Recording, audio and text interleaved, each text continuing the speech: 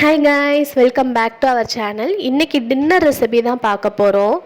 எப்போ பார்த்தாலும் தோசை, தேங்காய் சட்னி, தோசை, தக்காளி சட்னின்னு சாப்பிட்டு ரொம்ப போர் அடிக்குது. சரி, இன்றைக்கி நம்ம கத்திரிக்காய் சட்னி பண்ணலாம் அப்படின்னு அதை ரெடி பண்ணுறேன். நான் இது ஏற்கனவே ட்ரை பண்ணியிருக்கேன், செம்மையாக இருக்கும். அதனால தான் தைரியமாக அப்லோட் பண்ணுறேன். நீங்களும் ட்ரை பண்ணி பாருங்கள். அதுக்கு வந்து ஒரு பெரிய வெங்காயம், 2 தக்காளி, 4-5 வரமிளகாய் எடுத்துக்கோங்க. 4 கத்திரிக்காய் எடுத்திருக்கேன். எண்ணெய் ஊற்றிட்டு கொஞ்சம் உளுந்த பருப்பு போட்டு வெங்காயம், வரமிளகாய் போட்டு நல்லா வதக்கிக்கோங்க. வதக்கினோடனே தக்காளி போட்டு லேசாக வதங்கினோடனே கத்திரிக்காய் போட்டுருங்க.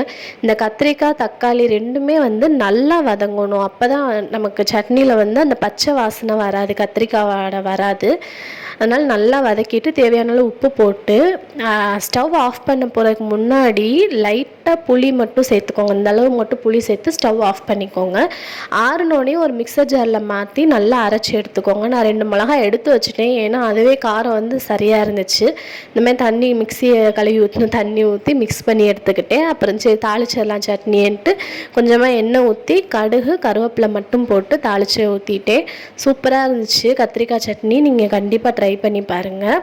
அப்புறம் எப்போ பார்த்தாலும் சரி தோசையே தான் ஊற்றுறோம், இன்றைக்கி வந்து கொஞ்சம் வித்தியாசமாக தாளித்து பணியாரம் மாதிரி செஞ்சிடலாம் அப்படின்னு அதே தாளிப்பு கரண்டி வச்சுட்டு அதை கூட எண்ணெய், கடுகு போட்டுட்டு கருவேப்பிலை போட்டு வெங்காயம், பச்சை மிளகாவும் வெங்காயமும் சேர்த்து இந்த தோசை மாவு கூட நான் கலந்து வச்சுட்டேன்.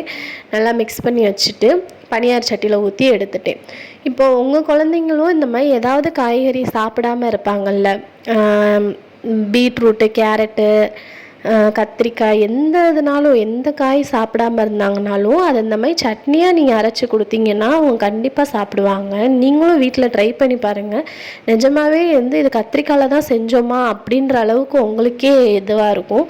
அந்தளவுக்கு டேஸ்ட் வேறு லெவலில் இருக்கும். வீட்டில் இருக்க எல்லாருமே வந்து உங்களை பரவாயில்ல சூப்பராக பண்ணியிருக்க அப்படின்னு சொல்லுவாங்க.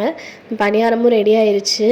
நாங்கள் 2 பேரும் சாப்பிட்டோம். நானும் பாப்பாவும் பாருங்கள் எவ்வளோ சாஃப்டாக வந்திருக்குன்னு. பாப்பா அதுக்கு முன்னாடியே ராகி பேன்கேக் சாப்பிட்டா, இருந்தாலும் இதையும் கொஞ்சம் கொடுத்தே சாப்பிட்டா.